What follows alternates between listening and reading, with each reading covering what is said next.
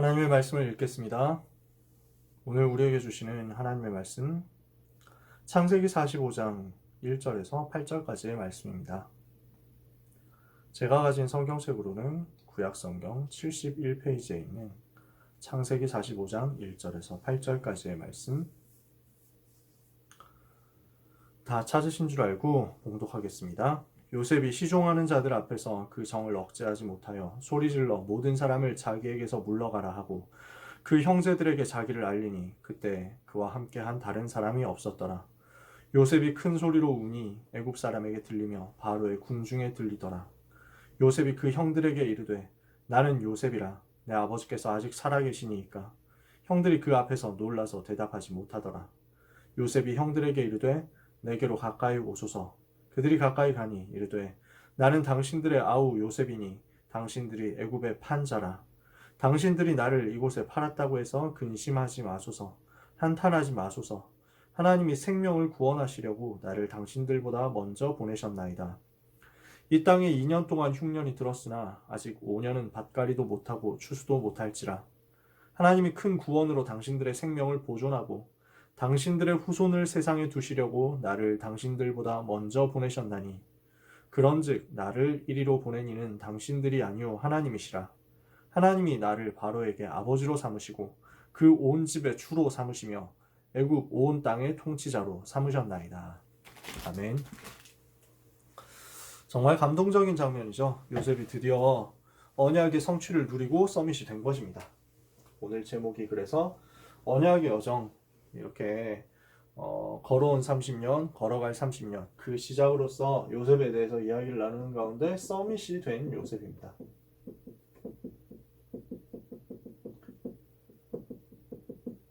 우리가 1절에서 8절까지를 읽었습니다. 교재에는 5절까지로 나와 있는데 왜 8절까지 읽었냐? 뒤에 가는 이야기가 좀 나올 거예요. 먼저 생각해 볼 것은요. 자, 서밋이라고 하니까 사람들 되게 좋아하는 단어잖아요. 모든 사람은 아마 서밋이 되기를 다 원할 겁니다. 전부 사람들은 서밋 되기를 원해요. 그런데 중요한 것은 서밋이 되는 게 아니에요. 세상에는 서밋 이미 많이 있거든요. 각 분야별 서밋 너무너무 많이 있습니다. 경제 서밋 있죠. 문화 서밋 있죠. 체육 서밋 있죠. 다 있어요. 나라에도 서밋이 다 있고요. 정치인들 서밋이죠. 이런 사람들 쫙 있단 말이에요. 그런데 이 사람들 때문에 문제가 해결이 되면 감사한데 하지만 이 사람들 때문에 해결이 되기는커녕 오히려 영적 문제는 막을 수 없고 더 심해져 가고 있다는 것입니다. 세상에 서밋 많다니까요. 여러분이 서밋으로 한 명 더 일어난다고 해서 그냥 세상 서밋하고 똑같다면 이 영적인 문제 일어나는 것은 못 막습니다. 하나님은 그것을 바라는 게 아닙니다. 우리 랩런트들이 서밋으로 일어나야 되겠죠. 그냥 서밋 되는 것에는 하나님은 관심이 없습니다. 저도 마찬가지고요. 아마 모든 전도자들이 마찬가지일 겁니다. 여러분이 서밋이 되느냐 마느냐 그게 중요한 게 아니에요. 무엇으로 서밋이 되느냐가 중요합니다. 그리고 무엇을 위하여 서밋이 되느냐가 중요합니다.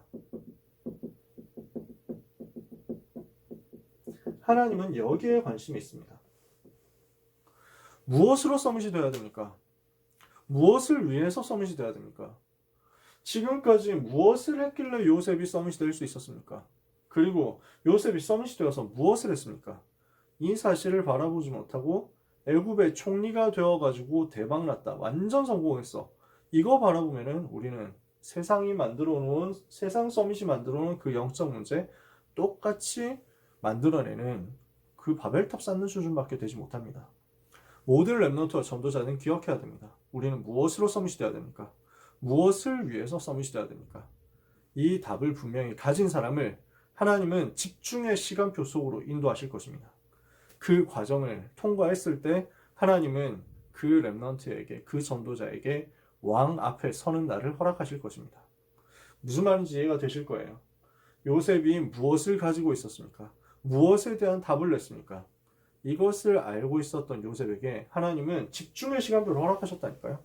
해와 달과 11별이 자기에게 절해야만 하는 이유 요셉은 가지고 있었습니다. 창세기 3장 문제와 창세기 3장 문제를 해결할 창세기 3장 15절의 답을 가지고 있는 피제사가 무엇인지에 대한 가나안 땅이 무엇인지에 대한 답을 알고 있는 요셉. 그 답을 가지고 기도 속으로 들어가서 영적 서밋이 되는 답을 가지고 있는 요셉을 하나님은 이 영적 서밋의 비밀을 가지고 현장에서 실제 준비할 수 있는 집중의 시간표 속으로, 노예라는 집중의 시간표, 감옥이라는 집중의 시간표 속으로 몰아넣은 것입니다. 그 과정 끝났죠. 드디어 요셉이 왕 앞에 서고 드디어 요셉이 세계 앞에 서게 되는 것입니다. 우리는 지난주까지 요셉이 어떻게 해서 왕 앞에 서게 되는 준비를 했는지를 봤습니다. 그 준비가 노예 생활을 하면서 이루어졌고요. 그 준비가 감옥 생활을 하면서 이루어졌습니다. 그리고 그 준비가 마무리되었을 때, 그리고 하나님의 절대적인 계획과 시간표가 맞아졌을 때 바로 왕이 꿈을 꾸게 됩니다. 애굽의 임금을 파라오라고 하죠. 그래서 우리 성경에는 옛날 이제 음차를 했으니까요. 바로라고, 파라오를 바로라고 이렇게 표현했습니다. 바로 왕이 꿈을 꾼 거예요. 무슨 꿈을 꿨습니까? 7마리의 암소에 대한 꿈을 꿨습니다. 7마리의 살찐 암소가 있어가지고 잘 놀고 있었는데 7마리의 마른 암소가 나와가지고 그 살찐 암소들을 다 잡아먹어버렸어. 또 두 번째 꿈을 꿨어요. 7개의 좋은 이삭이 있었는데 좋은 이삭이 나중에 나온 7개 말라버린 비틀어진 파리한 이삭이 이것들을 다 잡아먹어버린 거예요. 다 삼켜버린 거야. 이 꿈이 너무 생생하게 왔단 말이에요. 이러니까 임금이 꿈에서 퍼뜩 깼는데 이건 뭔가 있다 생각이 드는 거죠. 너무 이상하다. 뭔가 있다.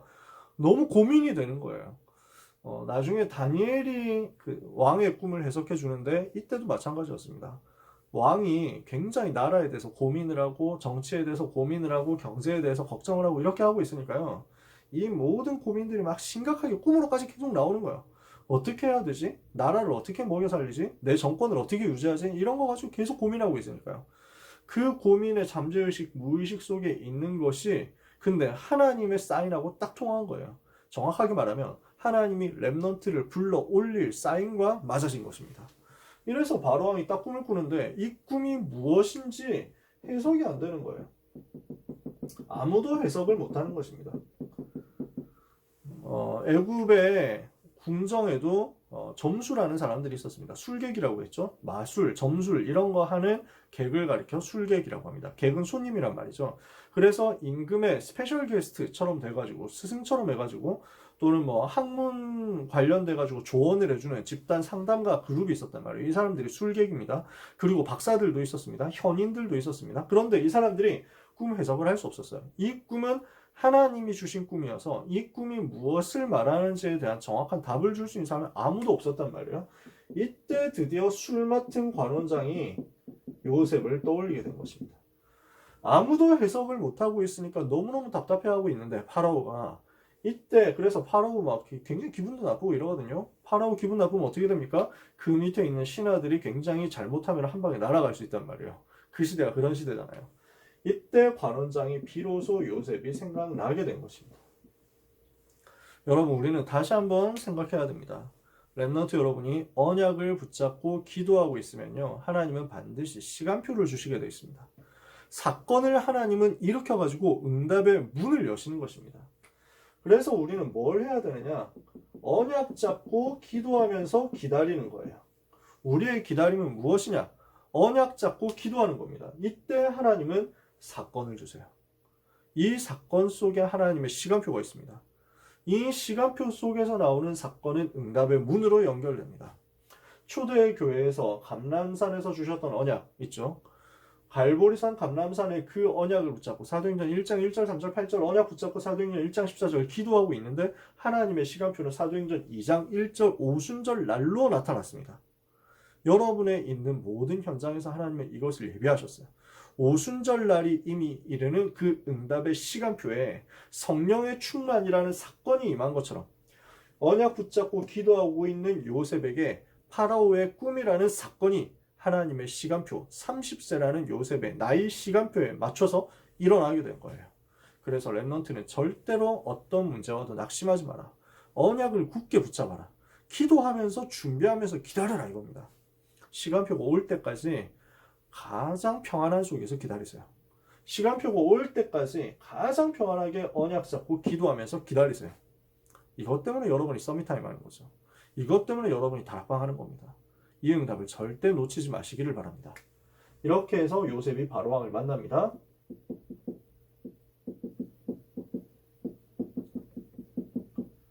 여러분이 대강 내용을 알고 있습니다. 그죠? 뭐라고 하느냐? 바로왕이 명령하잖아요. 부탁을 하잖아요. 사실상.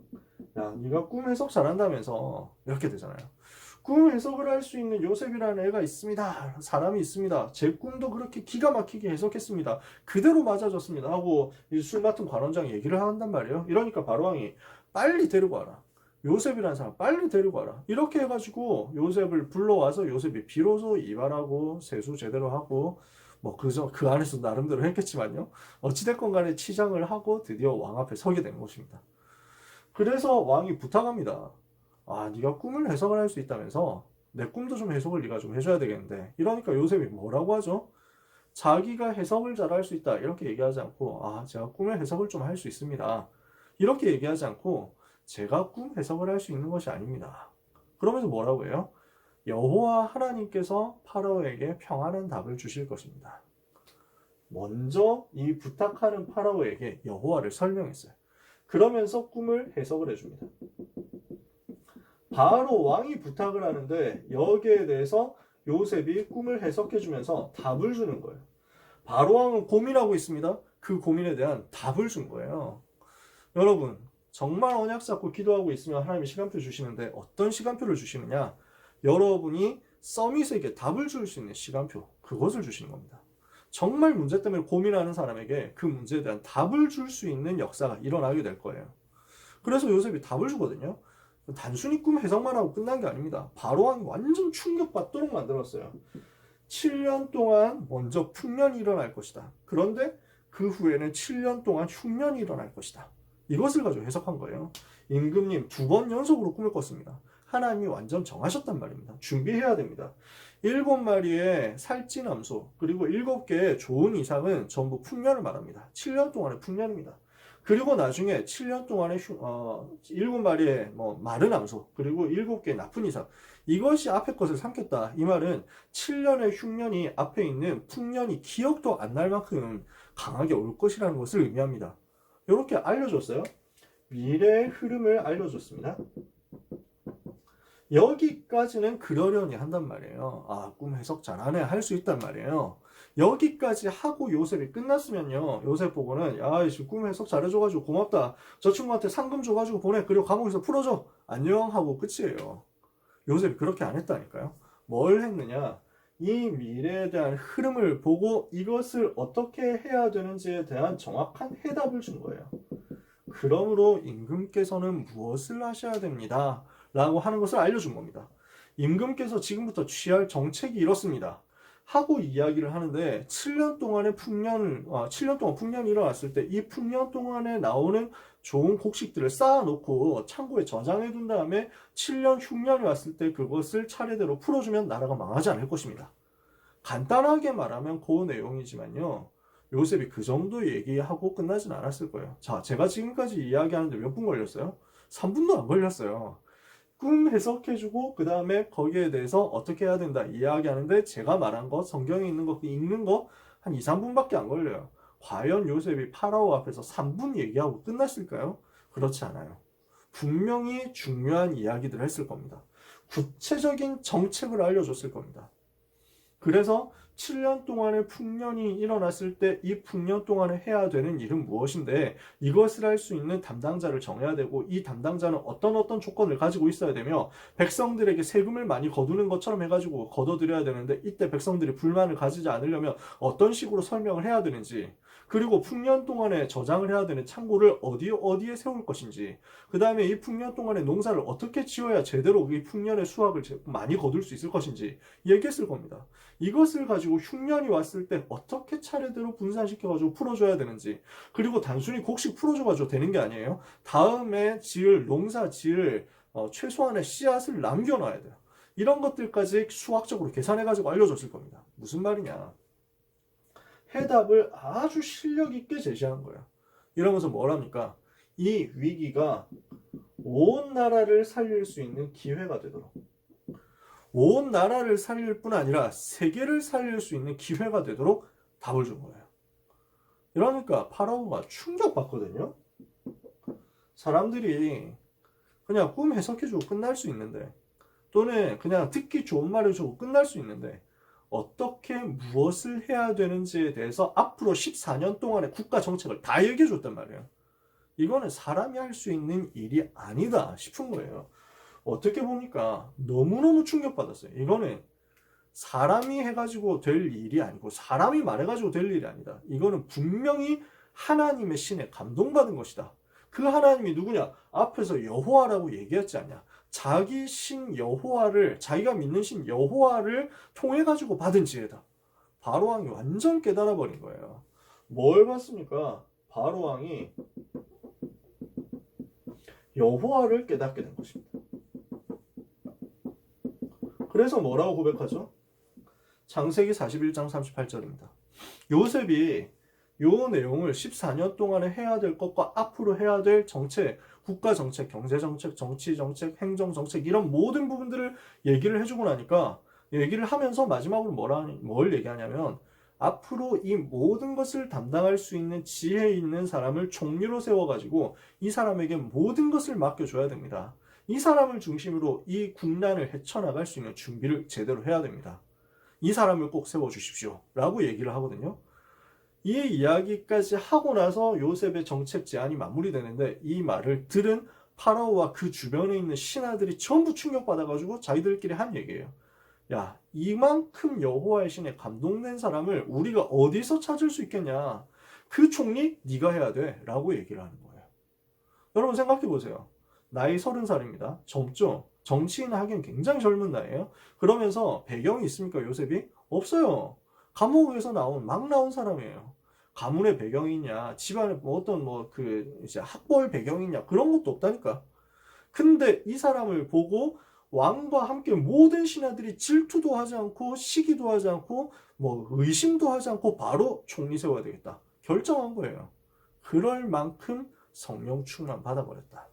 저는 요셉의 실력에 대해서 얘기하는 게 아닙니다. 요셉이 복음으로 서밋이 되었고, 요셉이 복음을 위하여 서밋이 되었는데, 이것을 위하여 언약 잡고 기도한 것이 드디어 맞아졌다는 것을 말할 뿐입니다. 렘넌트 여러분, 전도자 여러분, 여호와의 신의 충만한 응답을 여러분이 꼭 받게 되시기를 예수 그리스도 이름으로 축원합니다. 이렇게 되어서 요셉이 총리가 되죠. 뭘 했습니까? 총리 임명을 받았는데 어떻게 임명을 받습니까? 임금이 자기 이제 손에 있는 반지 빼가지고 요셉한테 준단 말이에요. 그러면서 야, 네가 이제 애굽 안에서 총리로서 뭐든 하고 싶은 거 네가 원하는 대로 해라. 네가 계획한 대로 해라. 내가 너보다 뛰어난 것은 왕자리에 앉아있다는 것 뿐이다. 네가 마음껏 정책을 펼쳐라. 모든 것을 맡기겠다. 이렇게 한 거예요. 이렇게 해서 요셉은 총리가 되어서 무엇을 하느냐? 애굽 전체를 순찰합니다. 애굽 전부를 돌아봤단 말이에요. 그래서 뭘 했다는 거죠? 행정을 파악한 겁니다. 그리고 파악할 뿐더러 중앙행정과 지방행정을 모두 장악했다는 것입니다. 전체 애국을 다 돌았어요.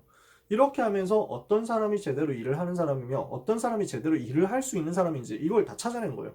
어떤 사람은 여기에 맞지 않으며 어떤 사람이 여기에 맞는지 이런 부분들을 다 찾아내가지고 조직을 완전 새롭게 만들었어요. 어디서 배웠죠? 감옥에서 배웠어요. 감옥에서 행정, 법률, 정치 이런 것들을 배우면서 이 했던 내용, 쌓았던 내용들, 실력들을 전부 여기 인사관리하면서 다 발휘한 거예요. 이러니까 행정 전체가 살아나죠. 그러면서 두 번째 있습니다. 행정을 장악하고 시스템을 만들었는데요. 그러면서 풍년이 드디어 왔죠. 이 풍년 때 무엇을 했느냐? 제대로 된 경제 정책을 펼친 것입니다. 여기부터는 약간 여러분이 사회 시간에 공부를 해야만 알 수 있는 내용이라고 할 수도 있는데요. 풍년이 왔는데 이 풍년을 낭비하지 않는 게 중요해요. 그러니까 경제가 좋을 때도 있고 나쁠 때도 있거든요. 경기에는 사이클이 있어요. 전문 용어로. 그래서 경기가 호황일 때가 있고 불황일 때가 있습니다. 상승 국면, 하강 국면 이렇게 해가지고 국면이 이렇게 전환이 계속되거든요. 사이클이 있어요. 근데 정치를 잘하는 사람은 이 풍년이 왔을 때 또는 경기가 호황을 맞았을 때 이것을 낭비하지 않아요. 정치와 경제, 나라 살림을 잘 못하는 사람은 풍년이 왔을 때 이것을 뭐랄까요, 헤프게 써버려요. 이렇게 되면 나중에 흉년이 왔을 때, 경기에 불황이 왔을 때 견디지를 못해요. 근데 요셉은 어떻게 했냐? 풍년이 왔을 때 낭비를 하지 않은 거예요. 전국에 창고를 지었어요. 그리고 곡물을 저장했어요. 단순한 내용 같지만 그렇지 않습니다. 뭘 했냐? 호황이 왔을 때는 물가가 올라갑니다. 그러니까 전체적으로 사회 전체 부가 증가했을 때 경기가 많이 확장이 되면요. 그때는 인플레이션이라는 게 따라와요. 막 올라가는 거야. 그러면은 이것이 나중에 됐을 때는 경기가 살짝 불황으로 내려왔을 때 하강 국면으로 갔을 때는 굉장히 어려움이 됩니다. 특히 가난한 사람들이 다 무너져요. 그래서 인플레이션을 막는 게 굉장히 중요해요. 이게 국가의 중앙은행이 하는 일들이고 또 재정경제부 같은 팀들이 하는 일이거든요. 이거를 요셉이 너무 잘한 거야. 호황에 따른 인플레이션을 막는 재정정책이 무엇이냐? 바깥에 시중에 풀리는 자금, 잉여 자금, 여유 자금을 걷어들이는 거야. 세금의 형태로. 그런데 이것을 너무 빡세게 거두면 호황이 너무 짧게 끝나버려요. 그래서 요셉이 무엇을 했느냐? 이 풍년을 살릴 수 있는, 경기 호황을 살릴 수 있는 정책을 제대로 편 거예요. 뭘 하느냐? 농사를 제대로 지을 수 있는 전략들을 쫙 알려준 거죠. 이건 어디서 배웠을까요? 이런 경제정책 어디서 배웠을까요? 노예생활 하면서 배운 거예요. 실전 다 뛰면서 배운 거예요. 농사를 어떻게 지어야 잘 된다 알고 있었어요. 왜? 요셉을 위하여 보디발의 집과 밭에 복을 내리셨다 그랬잖아요. 하나님이. 밭에서 농사를 어떻게 지어야 되는지에 대한 실무 경험이 요셉은 빠삭합니다. 그리고 이 밭농사, 논농사 이런 것들을 제대로 했던 경험이 분명히 있습니다. 정확하게 알고 있는 거예요. 농사 풍년이 왔을 때, 풍년이라는 거는 날씨가 좋았다는 거예요. 날씨가 좋았다 뿐이지 이것을 가지고 어떻게 활용하느냐는 다른 얘기예요. 요셉은 뭘 했겠습니까? 이걸 가지고 총리라는 자기의 신분을 활용해서 농사 지을 수 있는 땅을 쫙 만들어 둔 겁니다. 날씨가 좋아가지고 비가 제대로 왔을 때 그 비를 관계시설 만들어가지고 그 농업 용수를 쫙 현장으로 흘러가도록 만들어서 전에 없었던 풍년으로 누리도록 만들었습니다. 좋은 조건이 왔을 때 이것을 살릴 수 있는 경제 시스템. 그러면서 이게 너무 오버돼가지고 물가 상승으로 가지 않도록 잘 설명해서 걷어들인 거예요. 그렇게 하면서 창고를 만들었죠. 뭡니까? 건축 사업을 한 거예요. 이것을 통해서 경기 확장을 또 적극적으로 유도합니다. 제대로 된 경제 시스템을 만든 거죠. 대단하죠? 성경은 경제학 교과서는 아니기 때문에 이런 얘기를 자세히 쓸 필요가 없습니다. 간단하게 쓴 거예요. 근데 조금 공부한 사람이 봤을 때는 대단한 일이에요. 그러고 나서 흉년이 왔죠? 뭘 했습니까? 곡식을 풀잖아요. 뭘 했느냐? 이제 구제를 해준 겁니다. 우리식으로 얘기하면 복지 정책을 한 거예요. 먹여 살릴 수 있는, 백성을 먹여 살릴 수 있는 정책을 편 겁니다. 근데 이걸로 끝난 게 아니에요. 단순히 구휼하고 끝난 게 아니야. 애굽의 경제와 토지 정책을 완전 새롭게 했어. 뭘 했냐? 덮어놓고 돈을 쓰지 않았어요. 요셉은. 잘 보시면요. 나중에 가면 성경에 나옵니다. 창세기 보면 곳곳에 나옵니다. 뭘 했냐? 반드시 공짜로 주지 않았어요. 무상으로 분배를 하지 않았어. 전부 대가를 치르게 했습니다. 돈을 내라. 백성들한테 돈을 받고 이것을 이렇게 나눠줬어요. 곡식을. 저장해 놓은 곡식을 돈을 받고 나눠줬단 말이에요. 그리고 나서 뭐랍니까? 돈 떨어지니까 가축 내놔라. 이렇게 해가지고 가축을 받고 또 풀어줍니다. 그리고 가축도 없고 돈도 없대. 그러니까 뭘 하냐? 자기들이 우리는 가진 것이 땅이랑 몸밖에 없습니다. 이것을 파라오한테 바치면 안 될까요? 오케이, 그렇게. 이렇게 하니까 토지 시스템이 전부 개편된 거예요. 세금 체제가 완전 개편된 거야. 이래서 세금이 20%, 토지세 20%는 내가지고 이것을 가지고 국가 재정이 돌아가도록 만들고 그 다음에 나머지 80%는 농사를 지은 사람이 가져가도록 이런 방법으로 세제가 개편됐어요. 세금 제도가 개편되고 토지 정책이 개편되고 경제 정책이 완전 개편됐어요. 어떻게 되느냐? 파라오가 마음껏 정치를 하면서 흔들리지 않도록 만들었다.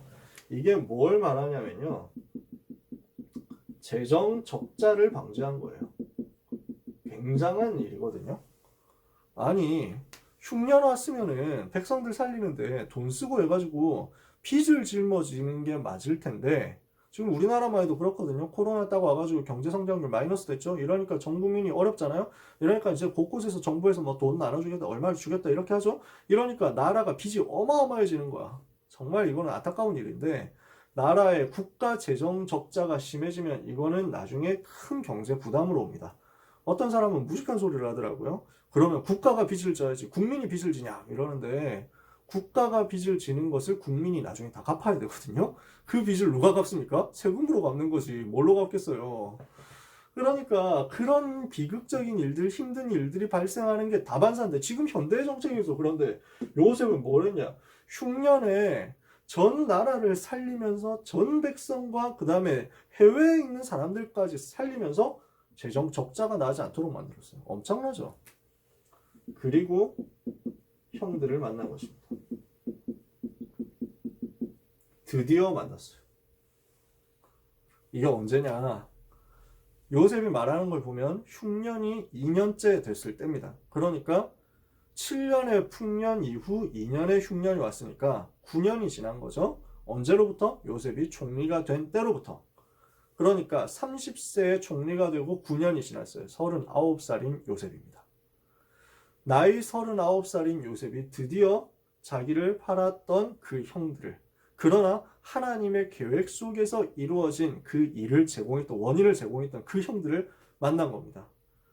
이미 요셉은 알고 있습니다. 내가 왜 여기에 와 있어야 됐는지, 하나님이 나를 어떻게 해서 여기까지 인도하셨는지, 그리고 그렇게 하시는 하나님의 진짜 의도는 무엇인지 요셉은 알고 있습니다. 그리고 자기가 꾸었던 꿈 있죠. 17살 때 꾸었던 꿈, 해와 달과 함께 11개의 별이 자기에게 절하는 그 꿈이요. 11명의 형제들이 자기를 통해서 살아나는 그 꿈이요. 그 꿈이 이루어지는 것을 드디어 보게 된 것입니다. 진짜 치열하게 현장에서 총리로서 살았죠. 그러면서 드디어 언약이 성취되는 그 날을 맞이한 거야. 얼마나 감격스러울까요? 그동안에 있었던 일들이 막 주마등처럼 지나갔겠죠. 17살 때 언약 붙잡고 겪었던 어려움들 22년 걸렸어요. 22년 만에 직접적으로 이 언약이 성취되는 그 날을 맞이했어요. 통곡하면서 형들을 맞이하잖아요. 아버지 살아계십니까? 물어보잖아요. 진짜 감격되는 순간이거든요. 하나님께서 여기에서 요셉을 통해서 전 세계 살리는 것을 형들이 보게 하시고 그리고 모든 사람이 깨닫도록 만든 것입니다. 결론인데요. 요셉이 이후에 뭘 했을까요? 백성을 살릴 뿐더러 다른 나라까지 살렸어요. 그래서 창세기 41장 57절에는 각국 백성이라고 얘기했어요. 다른 나라들까지 살렸단 말이에요. 그러니까 그 시대의 세계를 살려냈단 말이죠. 이게 요셉이 한 일이었어요. 그러면서 애굽의 토지 법을 세우고 온 나라가 바로 왕에게 소속되도록 만들었어요. 그래서 바로를 제일 제대로 도와준 거예요. 이러니까 어떻게 됩니까? 전 세계에 재앙이 왔는데 이것이 요셉에게는 나라 살리는 발판이 되고 세계 살리는 발판이 됐다고요. 이게 진짜 썸이시죠. 그죠? 뭔가 문제 왔을 때 이 문제 이용해가지고 득을 봐서 자기가 정권 차지하겠다, 높은 자리에 올라가겠다, 이익 보겠다 이런 게 전혀 없어요. 문제를 만났는데 오히려 시대와 세계를 살리는 발판으로. 이렇게 하니까 어떻게 됩니까? 요셉이 110살에 죽었습니다. 30세 총리가 된 요셉이 110살에 죽을 때까지 80년 동안 총리로서 사역했습니다. 80년 동안 완전 나라 움직이면서 나라의 아버지가 되었어요. 오죽했으면 요셉의 아버지 야곱이 죽을 때 국장으로 치렀다니까. 몇십일 동안 장례를 지냈어요. 어마어마하죠. 그러면서 가문과 후대를 살렸어요. 어떻게 했습니까? 고생 땅에 이스라엘 백성이 정착하도록 만들면서 그러면서 중요한 게 나오는데 후대들을 직접 길렀어요. 내가 당신과 당신들의 후손들을 기르리이다. 창세기 50장 21절 23절을 보니까 요셉이 이렇게 얘기를 한 거예요. 후대들을 직접 양육하고 훈련시켰어요. 대단하죠? 복음 분명히 전달했을 거예요. 그러면서 정확한 유언을 남겼어요. 언약의 유언을 남겼어요. 내가 죽거든 그리고 이제 장사를 지내게 될 것인데 해골을 저장해놨다가 미이라로 만들어놨다가 나중에 우리가 출애굽해서 가나안 가게 될 그때 꼭 가지고 가나안 땅으로 가서 장사를 지내달라. 유언을 남깁니다. 이 유언은 430년 후에 성취됩니다. 이런 일이 일어나는 거예요. 400년 만에 성취돼요. 출애굽과 가나안 회복이라는 왜? 가나안 땅 가야 되니까. 거기에 오실 메시아 오시니까. 출애굽과 가나안 회복이라는 언약을 유언이라는 형태로 절대 잊을 수 없도록 남긴 거예요. 이게 요셉이 한 일이었어요. 어떻게 이렇게 할 수 있었습니까? 요셉이 언약을 정확하게 알고 붙잡았기 때문이에요. 언약을 어떻게 정확하게 알았습니까? 창세기 45장 오늘 읽은 본문 1절에서 8절, 그 중에 5절에서 8절까지 보면 나와요. 생명을 구원하기 위해서 나를 당신들 앞서 하나님이 보내신 것이다. 뭡니까? 세계복음화예요. 당신들의 생명을 보존하고 전 세계복음화뿐 아니라 7절에 보니까 당신들의 생명을 보존하고 뭡니까? 가문복음화예요. 가정복음화예요. 민족복음화예요. 그러면서 뭐라고 하느냐? 당신들의 후손을 세상에 남겨두시려고. 당신들의 후손이 세상에서 끊어지지 않게 하시려고. 이 말이 너무너무 중요해요. 45장 7절이죠. 후손, 이 말을 영어 성경 찾아보세요.